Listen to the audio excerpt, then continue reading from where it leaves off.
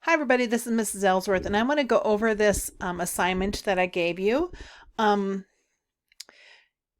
Using your knowledge in a different way other than just being told, do volume or else do surface area is a good thing. And so I wanted to do that, but I didn't know how to quite do this worksheet this way. And so I had moved on to it. And so I had asked you to figure out the two different volumes and that you found out that these two were, in fact, 3 cubic feet. Some of you I noticed were having a little bit of trouble with cubic feet and square feet. Volume is cubic feet and surface area is square feet because an area is just one side of it and an area is just two-dimensional, so it'd be squared. But three-dimensional, you're talking about something thick and in every direction, that's going to be three-dimensional. It's more of a chunk shape instead of something flat like surface is. Excuse me. Anyway, so these both have the same volume. And this one is asking about that surface area.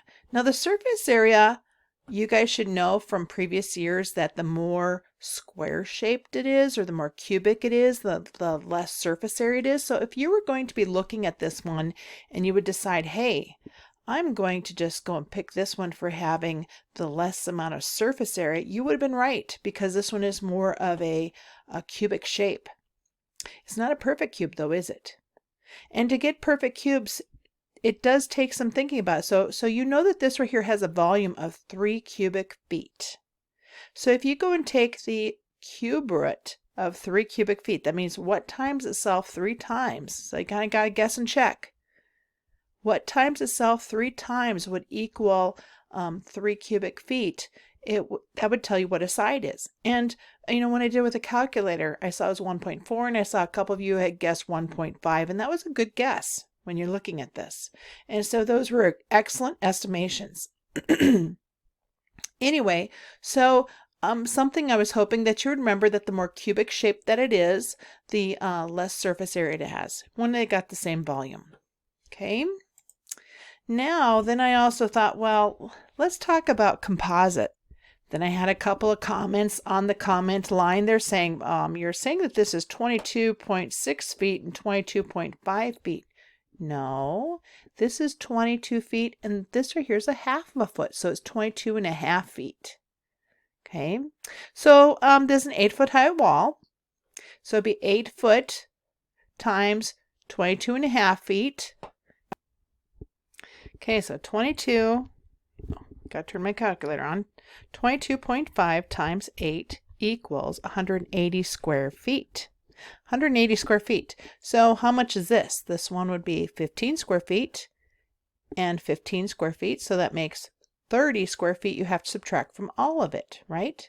I call this the sandwich thing. Okay, if I'm going to take a bite out of a sandwich, here are some bites. And how much sandwich have you got left? And so here's a bite out of this, a bite out of that. And so you got to take a bite out of it. So it'd be 180 minus 15 minus 15 or minus 30, okay, and then you get 150 square feet.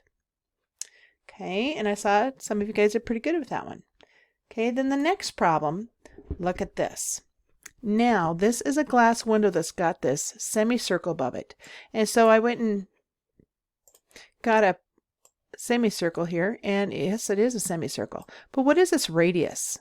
Well, the radius, remember these are 8-inch panes. So this 8 inches by 8 inches. So this right here is going to have a radius of 16 inches. So I wrote on here that you would get a circle with a radius of 16. Okay. And you could go and figure out pi r squared, what it is. Okay. But you got to divide by 2 because it's just a half circle on top of that window, right? Just a half circle. Okay, and then I just did 32 because this is 4 windows 8, 4 windows of 8 inches. Okay, and so that'd be 32 by 32. And so when I did all that, I went and calculated that the total for that would be the 1425.9 square inches. So did you see that that was a semicircle? Did you see that this one was a square? Because those are just important things to pick out. Okay, here's another one. And it's just too funny with this COVID thing that's going on right now, not to talk about toilet paper. Anyway, so what you're going to do here is you're going to take this big cylinder, okay, and you'll subtract the smaller cylinder. So the big cylinder has actually got a radius, look at this right here, is 12 all the way across, so it's going to have a radius of 6. So you take the radius of 6, you do your whole pi r squared times h, you get 1356.5, and then you take the small cylinder of air inside of here, and that's got a radius of 2. Okay, and you do your pi r squared times h of that one, which would be 150.72, and you go and subtract the 2. I recommend that you do the subtracting with the full amount of numbers, and then you go and round it afterwards.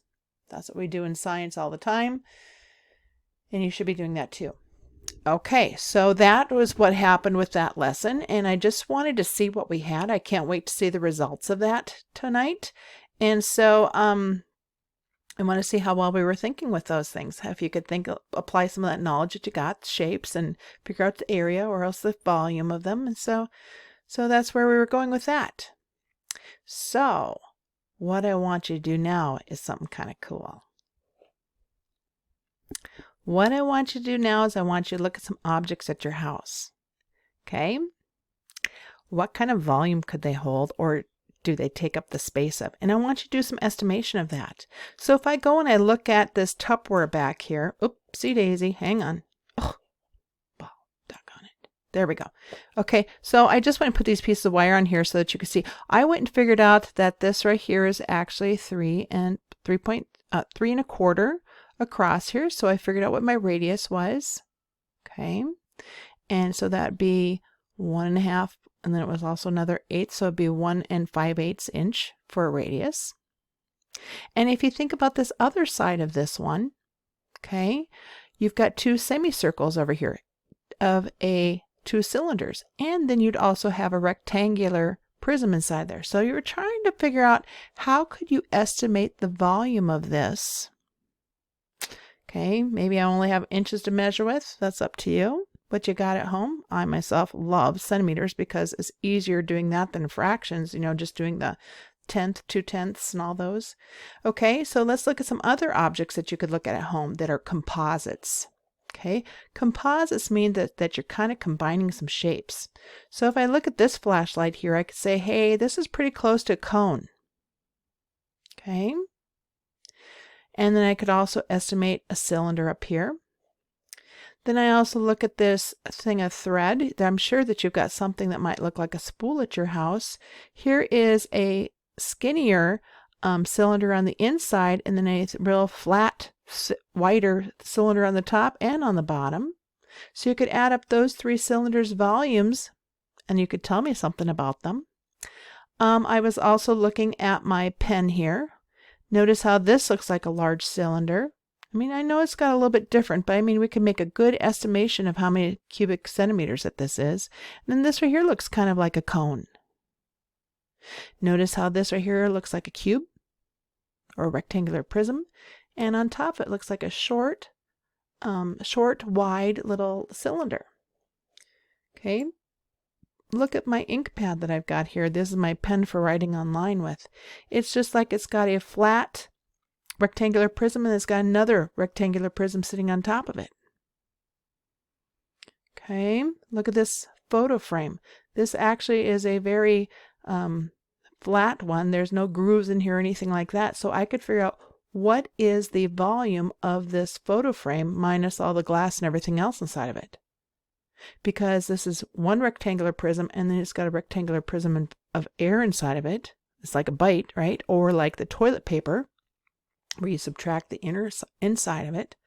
So what I want you to do is I want you to create a flip grid, and I have to learn more about flip grid because it's been a long time since I've tried to use it. And so flip grid is where you go and present me a video. You might forget what it is. I know that you used it in November in Mrs. Schoneck's classroom. And so I will send you out some videos on how to use Flipgrid, but sometime over the weekend, I would like you to present to me how you saw, like, hey, this flashlight looks like 2 cylinders to me. And so I calculated the volume of this one. Here's the measurements of it. And I calculated the volume of this cylinder on the bottom of this one. Okay. And then I'll check your math, see if it sounds pretty realistic with it. So make sure your measurements are pretty close. I again would recommend that you use centimeters because centimeters again goes by tenths. You don't have to convert fractions, an eighth, a fourth, a 32nd, all those kind of things. So I mean, I recommend that you do that, okay? Anyway, so that's going to be your homework for tonight and the weekend. But I think that I'm going to make that so it's due on Tuesday, and then we will start a lesson on composites on Monday. And if you want to look at some typical composites, they are starting around page 608 in your book, and I'll be demonstrating some of those. I guess it starts on page 606 in your book. I mean, even your steps outside of your house, if you've got them made out of concrete, that is a composite figure. It's a couple of rectangular base prisms. What else have you got around your house that might look like a composite made of different shapes? Okay.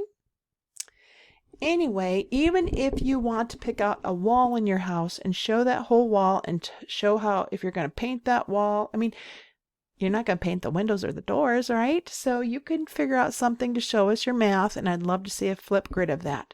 So I'll be sending you more information on that to go along with this. Okay, so kind of a neat little lab that we're going to do activity. So I will see you later, and I'll give you more information about flip grid, and maybe I'll send you some videos on how to do flip grid in case you've forgotten. Mrs. Shonek and I, we went to a workshop on it, and we thought, wow, that is pretty nifty and easy to do. Oh dear, I guess I'm done talking. Bye-bye.